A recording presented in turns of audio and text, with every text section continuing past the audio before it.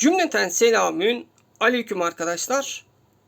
Bugün biraz farklı bir video olsun istedim ve kullanmış olduğum bilgisayar bileşenlerini sizinle paylaşmak istedim. Bunun ardından kış ayına girdiğimizde bilgisayar temizliği yaptığım bir video çekmek istiyorum. Fakat burada korktuğum bir şey var. Ben temizlik yaparken işte bilgisayarın fanlarını normal suyla yıkıyorum. Diğer arkadaşlar aynı işlemi yapar, bu sefer bilgisayarlarını yakarlar vesaire diye korkuyorum. Benim temizlik anlayışım biraz farklı. Her neyse, o konuyu temizlik videosu geldiğinde daha detaylı şekilde anlatırım. İsterseniz yavaş yavaş bilgisayar bileşenlerimi anlatmaya başlayayım.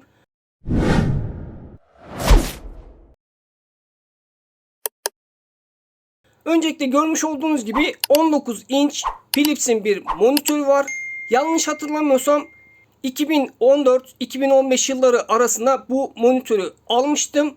Ayrıca de şunu da ekleyeyim. Philips'in bu monitörü tasarlayan arkadaşa da selamımı göndereyim. Burada görmüş olduğunuz sadece bir tane tuşu var. Bu tuş dışında başka hiçbir tuş kullanamıyorsunuz. Ek olarak da öyle bir monitör ki, yani koskoca kasa kapanıyor. Ancak bu monitör kasa kadar hızlı kapanamıyor. Burada 2011 yılında satın aldığım LG marka bir mouse'um var. Daha sonra farklı mouse'lar kullanmak istedim ancak bunun kadar elime oturmadı ya da rahat edemedim. Bundan dolayı 2011 yılından bu yana aynı mouse'u kullanıyorum. Altındaki de bir mousepad değil, çünkü normal mousepad'leri kullandığımda sanırım mouse'la alakalı bir sorun var.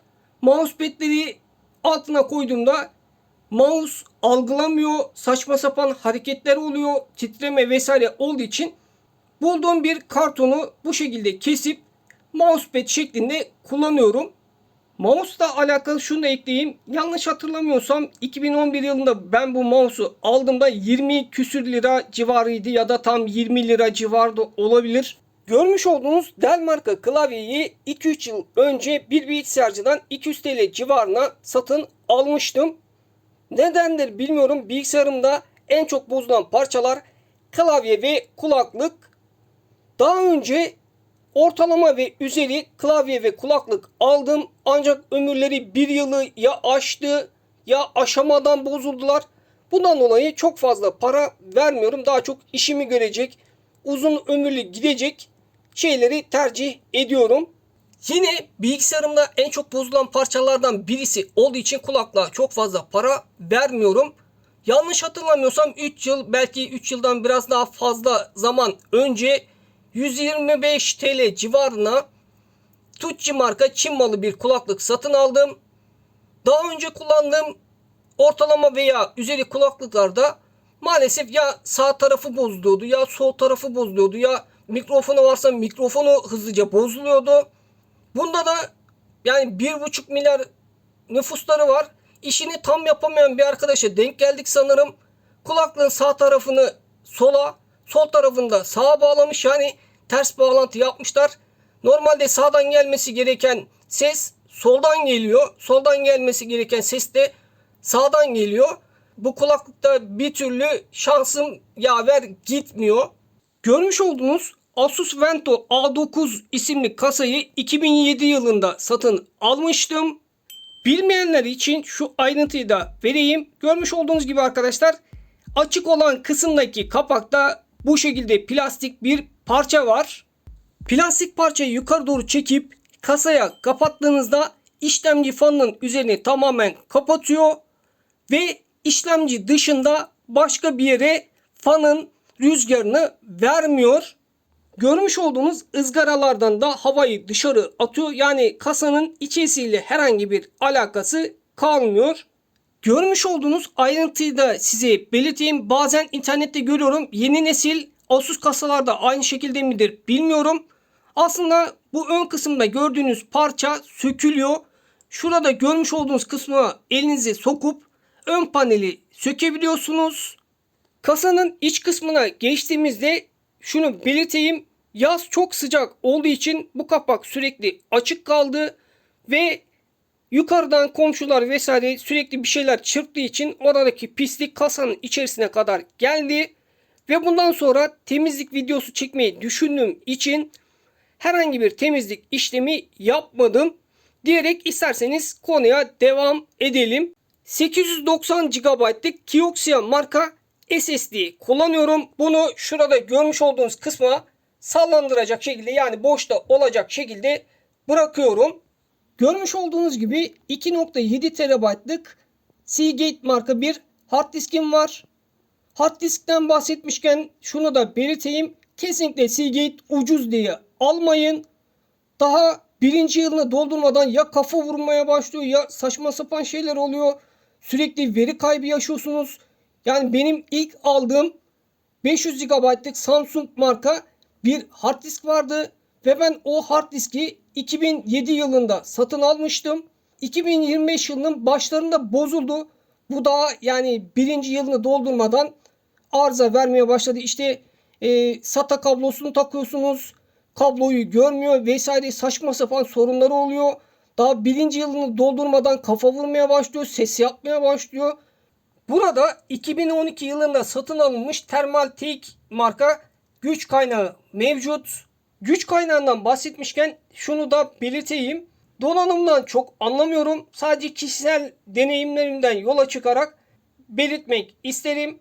Daha önce kullandığım güç kaynaklarında bilgisayarımın özelliklerine göre işte watt oranını ucu ucuna ayarlıyorduk. Yani 220 wattlık vesaire kullandığım oldu. Ancak 220 wattlık kullanımda bilgisayar içerisinde sanırım güç kaynağı tam olarak yeterli olmadığı için sürekli ısınma vesaire oluyordu. Bunu daha yüksek wattlarda aldım.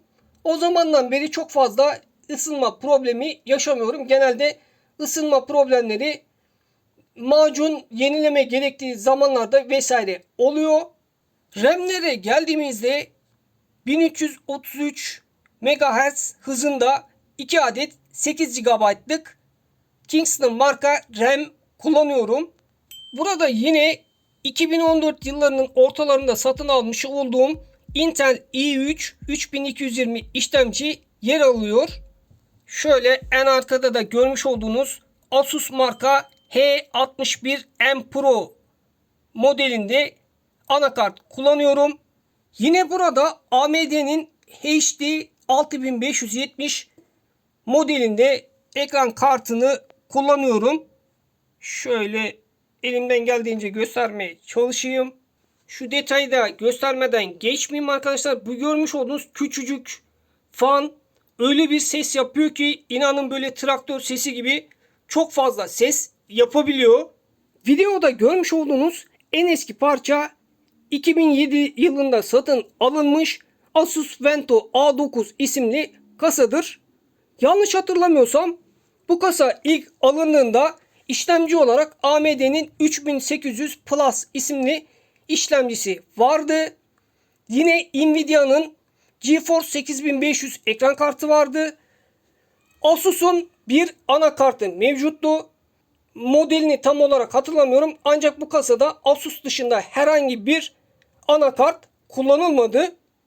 Ardından yine yanlış hatırlamıyorsam AMD'nin bir işlemcisini satın almıştım. Ve Nvidia'nın E210 modelindeki ekran kartını kullanıyordum.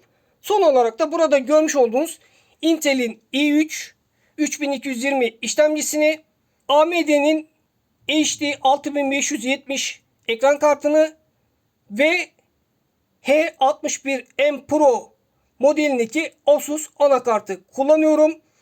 Bu arada daha önce hiç bilgisayar kasası açmamış arkadaşlar burada görmüş olduğunuz fanı işlemci sanıyorlar. Arkadaşlar işlemci bunun altında. Temizlik videosunu çekersem orada zaten macun sürerken ya da temizlik yaparken işlemciyi göreceksiniz.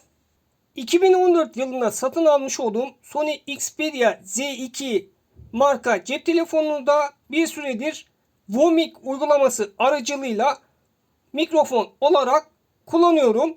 Son olarak şunu belirteyim. Temizlik videosunun gelmesini istiyorsanız yorumlarda belirtirseniz sevinirim. Teknodelisi Alt-SS kanalına abone olur, videoları beğenir ve yorum yaparsanız sevinirim. Daha sonraki videolarda görüşmek üzere, sağlıcakla kalın.